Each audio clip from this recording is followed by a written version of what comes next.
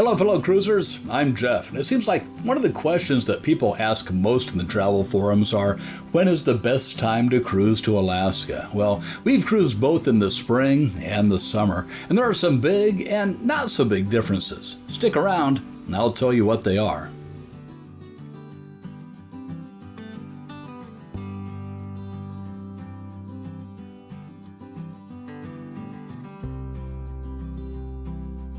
So you've made a decision that you're going to be taking a cruise to Alaska, huh? And you want to have the best cruise possible, but you just don't know what month to go in. My wife and I have sailed to Alaska 3 times. 2 of those times have been in May, and the most recent one was in August. We found some surprising differences, and I want to tell you about them, and then I'll tell you which one we prefer.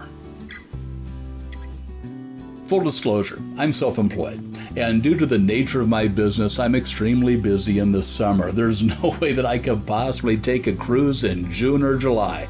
However, May is a slower month for me, and if I work things right, I can also take some time off in August.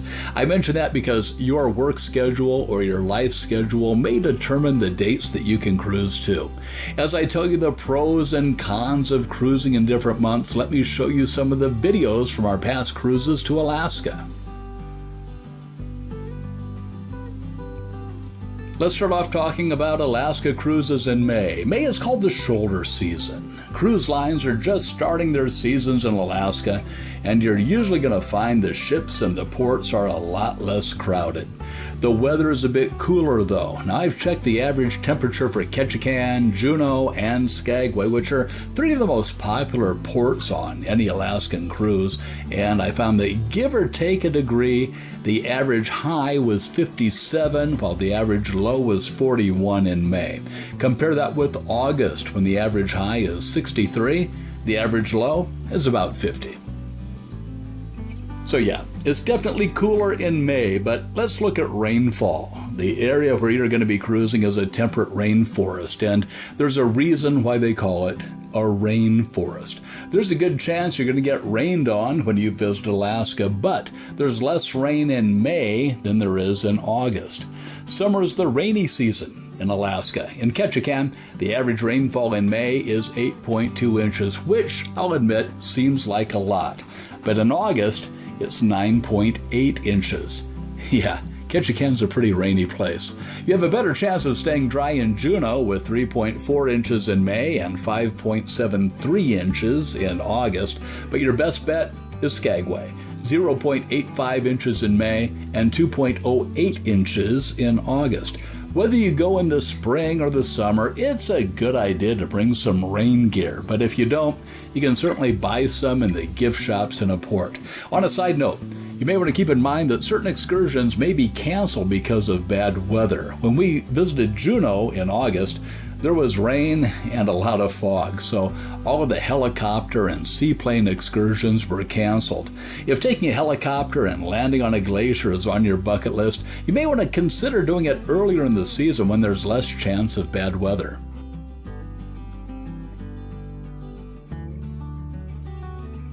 Speaking of Mother Nature, the salmon aren't running yet in May, but they are in August. In Ketchikan, if you go to Creek Street, you can see thousands of salmon making their way upstream and using the fish ladders if you go in August.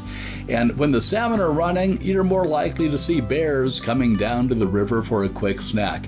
So if you have your heart set on seeing a bear in the wild, there's no guarantees, but you have a better chance of seeing one in August. Whale watching is also a popular activity in Alaska. There are some whales in Alaska in May, but many are still migrating that way. Now, if you're planning on booking a whale watching excursion in May, you're probably going to see some whales, but you're going to be seeing more in August. When it comes to mosquitoes, you really shouldn't have too much of a problem no matter when you go. Mosquitoes are most active in June and July, but they can't fly in a breeze like you normally have in a coastal area, and they aren't that active in rainy conditions either. We've been to Alaska 3 times and have never been bitten by a mosquito, even though one of our excursions was next to a body of water actually named Mosquito Lake.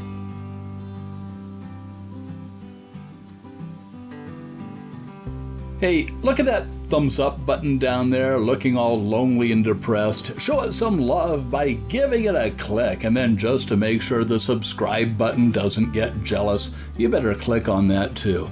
New cruise-related videos come out every Tuesday. Just think Cruise Day Tuesday. And then on Fridays, I put out a video about a strange, unusual, offbeat place that I visited. I'm so confident that you're going to like my videos that I will double your money back if you don't like them. Sure, it doesn't cost anything to subscribe, so I'm not too worried about making that offer. Heck, I'll triple your money back. Like, subscribe, I'd appreciate it. You know, I just mentioned money, so let me talk about the cost of cruising in May versus August. As I mentioned before, May is the shoulder season when things are just starting to ramp up. This is when you're going to find the better deals and prices. Once you hit the summer months, you're going to be paying a premium for cruises. Yes, you may still be able to find some good deals, but if you're looking to save money, May is probably your best bet.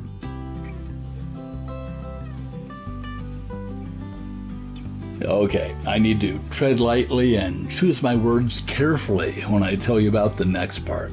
If you're a parent, I'm sure that you are an excellent parent and that your kids are well-behaved, polite, and respectful angels. So I'm not talking about you or your offspring, but believe it or not, there are some children who aren't so well-behaved. And when school lets out in late May, it's family cruise time to Alaska for a lot of people. And while most kids are great, there are some that embrace the chance to be a troublemaker. We noticed that on our cruise on Princess, which is a cruise line primarily skewed towards older adults. There were considerably more kids, tweens, and teens on our August cruise than on our May cruises. And again, I want to state that most of these children were great.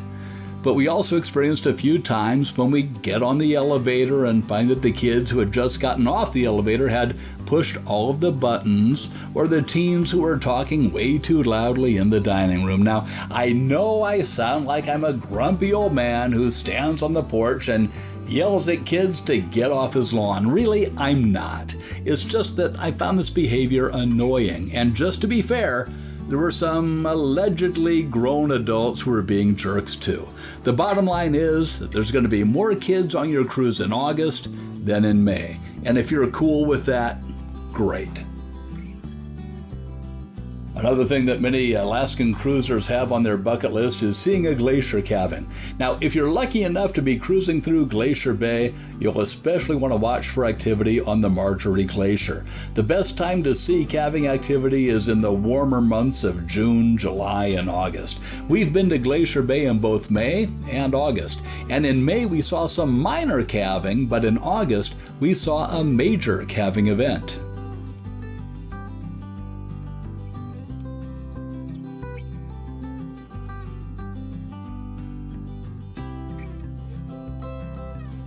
So let's do a rundown of the pros and cons for both May and August. In May, the pros are that you will probably get a better price and it won't be as crowded both on the ship or in the ports. It's less rainy than in August, and there's going to be fewer children on board. Again, I'm not talking about your children.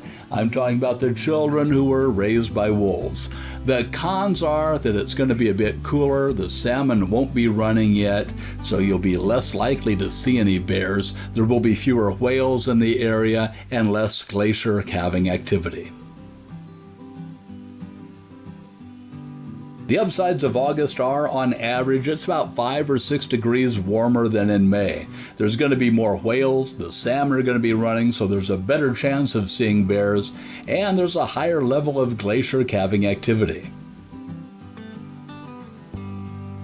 The downside of August is that your cruise will probably be more expensive. It's going to be more crowded, and it's going to have more children on the ship. I'm not talking about your children who are angels. I'm talking about the children who could probably benefit from a good old-fashioned exorcism. It has the potential to be rainier, and that leads to a greater chance that some excursions may be canceled. And remember, you have to factor in which time frame works best for your schedule. Keeping all that in mind, I personally would choose a May cruise to Alaska. The lower price, thinner crowds, and less rainy weather are factors that I find very appealing, but that's just me. So what do you think? Have you cruised to the land of the midnight sun at different times of the year? What differences have you noticed? Did I leave anything out? Did I miss anything? Leave your comments down below. I'd love to hear your opinions. And while you're down there, like, subscribe, do the hokey pokey, turn yourself around. That's what it's all about. And kids, stay off my lawn. I'm Jeff, and I'll see you on the back roads or on a future cruise.